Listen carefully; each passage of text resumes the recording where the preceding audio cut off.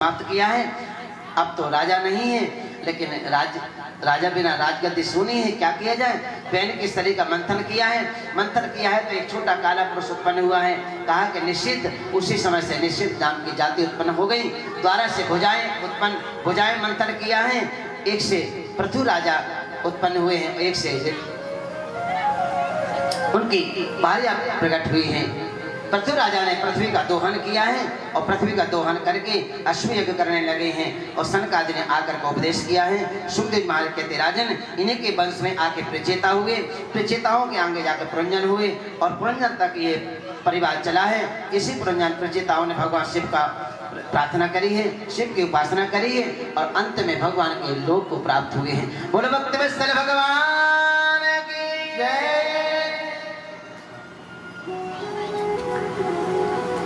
बड़े प्रेम से ताली बजाते हैं।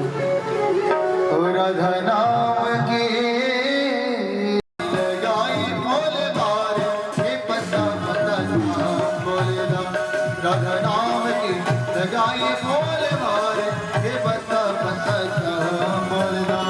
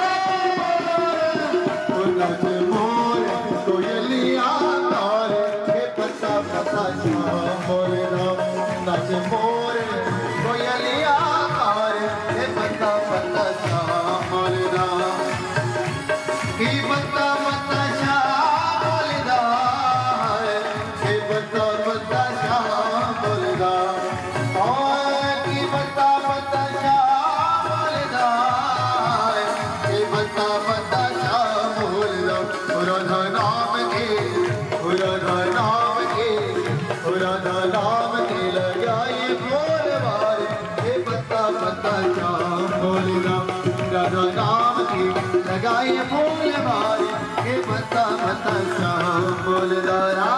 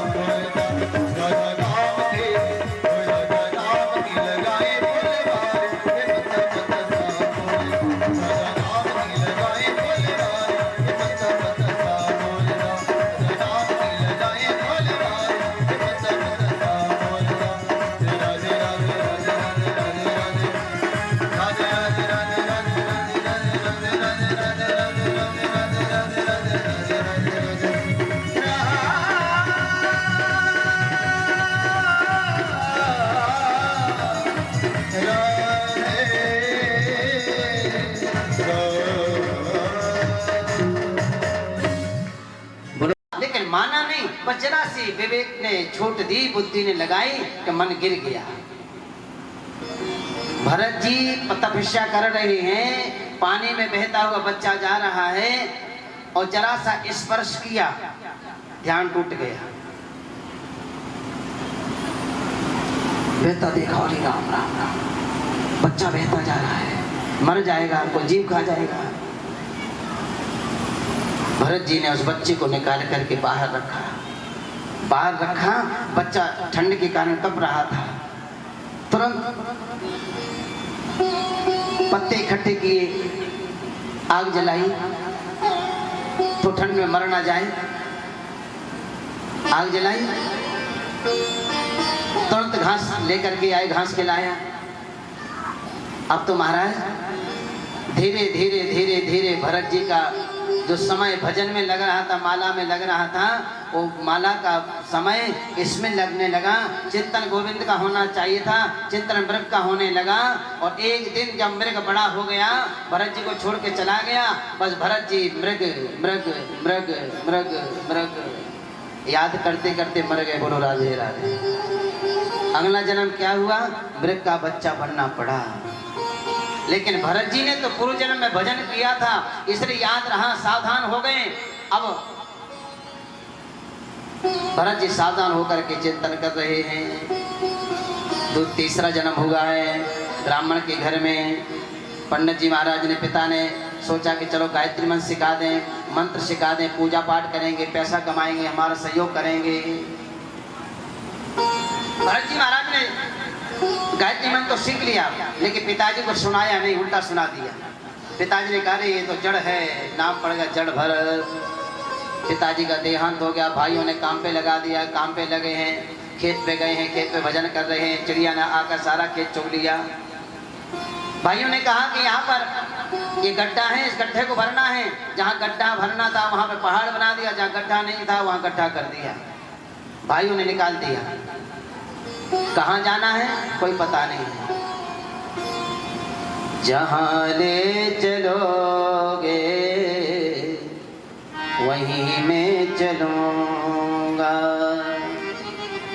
जहाँ नात रखे दोगे वहीं मैं रहूँगा। करा लो कर लो, करा लो कर लो, प्रभु तेरी मर्जी, सहाओगे जो कुछ खुशी से सहूँगा।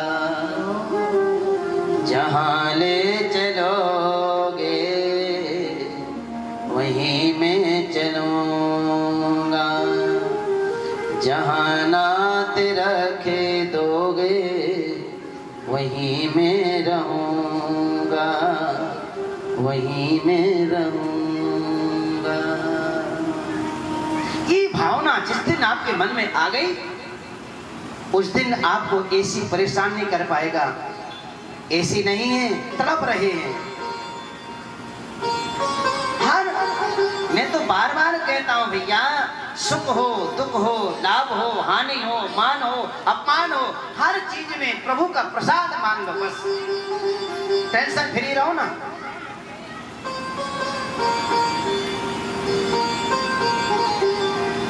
लेकिन यही तो गजब है कि माना नहीं जा सकता है,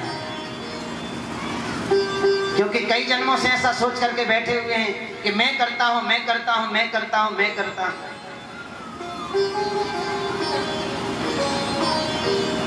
आज कोई जगत का व्यक्ति माला पहना रहा है, ये प्रभु की कृपा है। कल कोई जगत का व्यक्ति अपमानित कर रहा है, यह भी प्रभु की कृपा है। सहाओगे जो कुछ खुशी से सहूंगा, जहां ना तलक दो वहां मैं रहूंगा।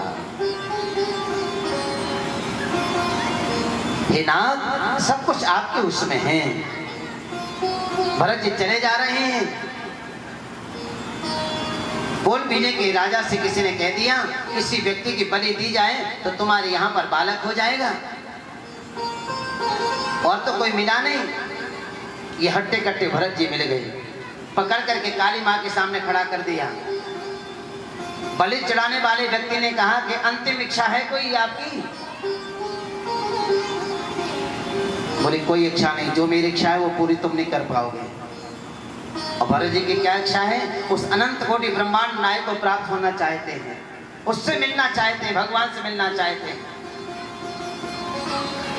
और उस कोलभीर के राजा ने जैसे खड़ग उठाया, भरत जी का सिर काटने वाला था, काली मां प्रकट हुई, खड़ग छुड़ाया और कोलभीर के राजा का सिर खंडित कर दिया।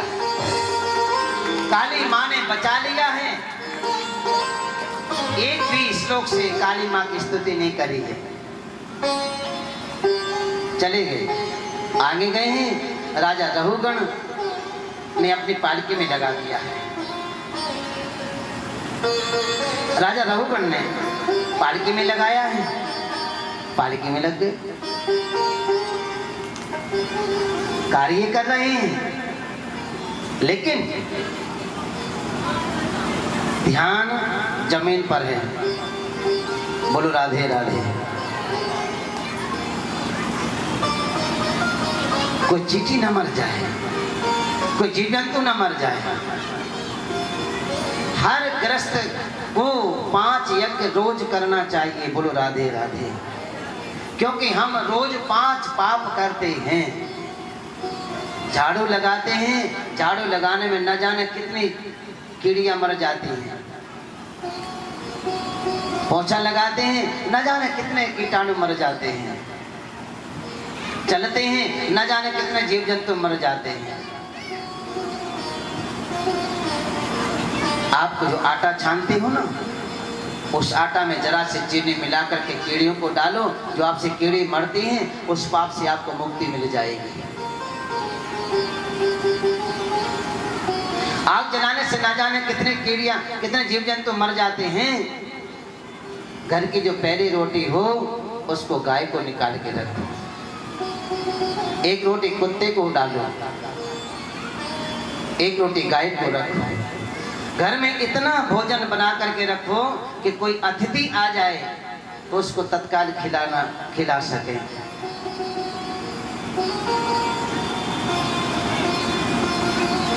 अतिथि के लिए भोजन रहे, अच्छी बात है, लेकिन भोजन करते समय थाली में छोड़ना महापाप है। थाली में जूठा नहीं छोड़ना चाहिए, थाली में हाथ नहीं धोना चाहिए। खाते हैं जिस थाली में, उसी थाली में हाथ धोने से हमारी लक्ष्मी रुष्ट होकर के, अन्नपूर्णा रुष्ट होकर के चली जाती है। थाली में कभी हाथ नहीं धोना चाहिए। जिस बर्तन में हम भोजन बना रहे हैं, उस बर्तन को कई बार हम खाते जब सब लोग बैठते हैं ना, तो बीच में रख लेते हैं उसको, उसी में से डालते जाते हैं, परोसते जाते हैं, खाते जाते हैं। ऐसा नहीं करना चाहिए। रसोई के बर्तन में नहीं खाना चाहिए, बनाने वाले बर्तन को जूठा नहीं करना चाहिए। हर स्त्री के लिए सूर्य की उपासना करना चाहिए, शास्त्र कहते हैं। द्रौपदी ने सूर्य की उपासना करी, भगवान सूर्य नारायण ने द्रौपदी के लिए बटलोई थी, बर्तन दिया है और कहा कि जब तक तुम भोजन नहीं करोगी, तब तक इस बटलोई में से जो तुम कहोगी वो पदार्थ निकलते जाएंगे, हजारों लोगों का भोजन निकलता जाएगा। पहले की महिलाएं, पहले की माताएं सबको खिला करके भोजन करती थी, लेकिन आज का समय बदल गया है। आज पहले खा लेती हैं, बाद में खिलाती हैं। बोलो राधे राधे। क्या हुआ, तुमने भोजन कर लिया, बोले तुम्हारा कोई ठिकाना थोड़ी, कब आओगे कब जाओगे, कोई ठिकाना नहीं, इसलिए हम क्यों भूखे रहे, हम खा लेते हैं। रसोई में भोजन बनाते बनाते रसोई में भोजन नहीं करना चाहिए। भगवान को भोग लगा करके, पितरों को भोग लगा करके, पितरों को भोग लगाना है तो थोड़ा सा एक अग्नि जलाओ, उसमें 5 ग्रास रख दो, पितरों को भोग लग गया। पंचयज्ञ रोज करना चाहिए। भरत जी चल रहे हैं, कीड़ी न मर जाए, कोई जीव जंतु न मर जाए। जब चींटी देखते हैं तो ये पीछे रह जाते हैं, 3 व्यक्ति आगे चले जाते हैं। आगे चलते हैं तो पालकी का बैलेंस बिगड़ता है। राजा रघुगण का सर टकराया। राजा रघुगण ने कहा, अरे मूर्खो, ध्यान से चलो ना, तुम जानते नहीं मैं इतना कठोर राजा हूं, तुम्हें सजा दूंगा मैं। सबने कहा महाराज, तीन कहारों ने कहा कि हम तो ठीक से चल रहे हैं, लेकिन जो नया नया आया ना ये ठीक नहीं चल रहा है। राजा रघुवर ने देखा मुड़ करके, देखा तो हट्टे कट्टे दिखाई दे रहे हैं। अरे भैया हट्टे कट्टे हो और फिर भी चलने में आलस कर रहे हो, जरा ठीक से चलो ना। भरत जी ने सोचा कि अभी पीछे रह गए थे, अब आगे चलना है तभी ठीक रहेगा। ये भी तो भगवान का बनाया हुआ है, जैसे चींटी देखी है, छलांग लगाई है, बैलेंस बिगड़ा है, फिर से टकराया है।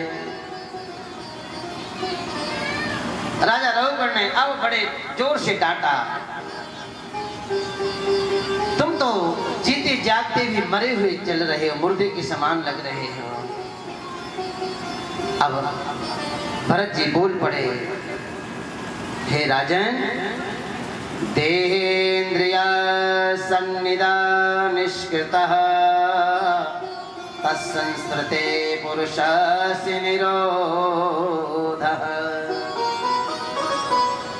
हे राजन, आपने मेरे शरीर को देखा है। ये जो शरीर देख रही हो ना, मेरा हट्टा कट्टा मोटा, मैं शरीर नहीं हूँ। मैं जो हूँ वो तो पहचान नहीं पा रहे हो। फिर आप क्या हो? बोले मैं तो सच्चिदानंद घन परमात्मा का अंश हूँ। मेरे को चलने में कोई परेशानी नहीं है, कोई भार नहीं है। अरे एक मिट्टी के डेले पर दूसरा मिट्टी का डेला रख दिया जाए और नीचे वाली मिट्टी से कहा जाए क्या आपको कष्ट हो रहा है, भार लग रहा है, और नीचे वाली मिट्टी कहेगी अरे मिट्टी वो भी है, मिट्टी हम भी है। जो पालकी में बैठा है वो भी मिट्टी है, और जो पालकी ढो रहा है वो भी मिट्टी है।